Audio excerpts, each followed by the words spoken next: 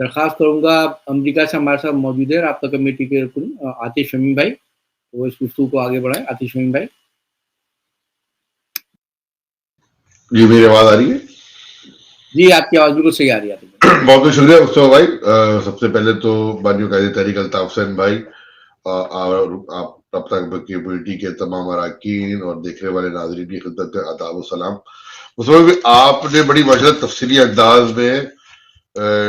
تمام موضوعات بھی سامنے رکھے، اور یہ جو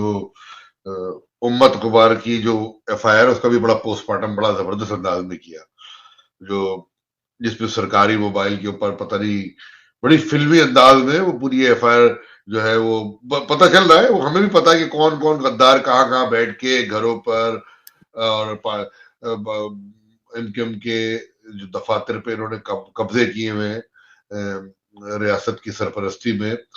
ان کے ساتھ مل کے کن کن دفاتروں پہ، کس گھر پہ، کس چوک پہ، کس چوراہے پہ بیٹھ کے کس کس غداران مہاجر قوم نے یہ ایف آئی آر لکھوائیں. اور یقیناً جو ہے وہ من پسند، بلکہ میں کہوں گا نا غداران مہاجر قوم نے من پسند ایف آئی آر لکھوائی اور کوشش کر رہے ہیں کہ کسی طریقے سے بھی الطاف بھائی کے وفاداروں کو ڈرا دے. اس الطاف بھائی کا شہر قائد تحریک کہتے ہیں حیدرآباد میرا شہر ہے، تو الطاف بھائی کے شہر کے لوگوں کو، کارکنانوں یا عوام ہو، ان کو ڈرا دے. تو ایک تو یہ، دوسرا یہ کہ وہ موصوف ایف آئی آر کے اندر یہ لکھنے کی کوشش کر رہے ہیں کہ جب وہ گئے، مطلب اتنی مذاقہ خیز ایف آئی آر کہ جب وہ داخل ہوئے میدان میں اور لوگ بھاگنے لگے تو وہ ٹارزن کا بچہ، پتہ نہیں اس کے پاس ڈرون تھا یا ٹیلیسکوپ لے کے بیٹھا ہوا تھا، اس نے بھاگتے ہوئے 45 لوگوں کی گنتی کر لی نام اور ولدیت کے ساتھ،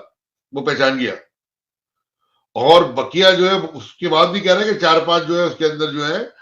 وہ ابھی تک نامعلوم ہے. تو اصل آج اس ویڈیو بریفنگ کی توسط سے یہ پیغام دینا ضروری ہے کہ ہمیں تو معلوم ہے کہ کون کون غداران مہاجر قوم یہ ایف آئی آر کٹوانے میں ملوث ہیں. الطاف بھائی کے وفاداروں کے گھروں پر چھاپے، ان پیاروں کی گرفتاریوں میں ملوث ہیں، اور وہ بدبخت، وہ بے شرم، وہ بے غیرت غدار جو ریاستی اداروں کو استعمال کرتے ہوئے، پولیس کو استعمال کرتے ہوئے پیپلز پارٹی کی گٹھ جوڑ کے ساتھ مہاجر نوجوانوں کے گھروں پہ چھاپے لگوا رہے ہیں. جن بے شرم و بے غیرتوں کو اس بات کی تمیز مر گئی، ان کے بغض اور ان کی عصبیت نے، کہ جہاں ایک مہاجر نوجوان اپنے گھر پہ اپنی والدہ کی مٹی منزل کی تیاریاں کر رہا ہو، جس گھر پہ اس کی ماں کا جنازہ موجود ہو، وہاں اس کا بوڑھا باپ موجود ہو، پورا گھر جو ہے جس گھر میں ایک موت کی وجہ سے صفحہ ماتم بچھا ہوا ہو، پورا علاقہ، پورا گلی محلہ جس کے لیے گریہ کر رہا ہو، یہ بے شرم بے غیرت غداران مہاجر قوم یہ ان مظلوموں کے گھروں پہ بھی چھاپے لگوا رہے ہیں. اور کوشش کیا کر رہے ہیں یہ بے شرم کہ یہ معصوم، یہ بیٹا، یہ بچہ، اور جو کوشش کر گئے اپنی ماں کے جنازے کو کاندھا نہ دے پائے، ہم کچھ ایسا کر دیں یہ غدار کہ اس گھر کے اندر سے سارے مرد مفرور ہو جائیں، اور آنکھوں کے اندر وہ تصویر بار بار سامنے آتی ہے جب 1996 کے اندر شاہ فیصل کے ساتھیوں کی شہادت کے بعد اس ریاست میں، اس اسلامی جمہوریہ پاکستان میں مہاجر نوجوانوں کی لاشیں مہاجر ماؤں بہنوں نے ان کے جنازے اپنے کاندھوں پہ اٹھائے اور ان کی تدفین کی. یہ بے غیرت غداران مہاجر قوم، آپ یقین مانیے کل وہ یہ تاریخ دوبارہ دہرانا چاہ رہے تھے، لیکن اہلیان محلہ، وہاں کے لوگ سب نے ہمت کی، اور انشاءاللہ ہم ہمت کرتے ہوئے ان غداران مہاجر قوم کو اپنی گلی محلوں میں اور ان پولیس کے جو بکے ہوئے جو ان غداران قوم مہاجر قوم کے ساتھ ملے ہوئے اور بکے ہوئے عناصر ہیں وہ بھی یہ سن لیں کہ جب وقت بدلے گا تو قانون آئین و قانون کے تحت ان سب کا محاسبہ کیا جائے گا جو آج اس ظلم و بربریت میں شامل ہیں، ان گرفتاریوں میں، ان مقدمات میں، ان من پسند ایف آئی آر کاٹنے میں، یہ جنازوں کو تدفین سے روکنے میں، یہ ہر ایک ظلم، ہر ایک عصبیت، ہر ایک نفرت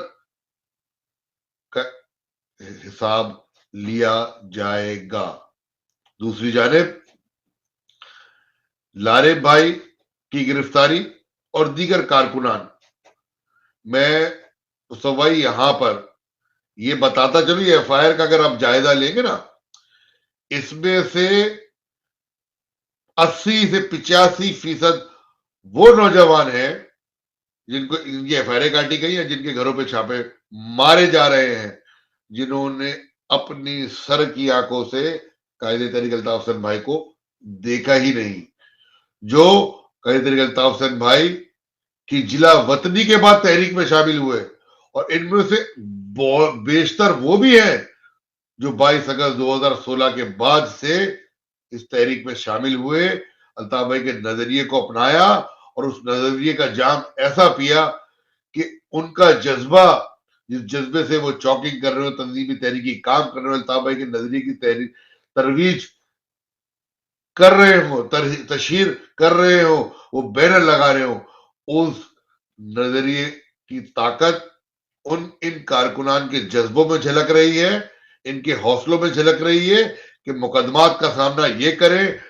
تنظیمی تحریکی کام یہ کریں، مہاجر قوم اور مظلوموں قوموں کا اپنے قائد کے ساتھ مقدمہ یہ لڑیں، اپنے آنے والی نسلوں کی بقا و سلامتی کی جدوجہد یہ کریں۔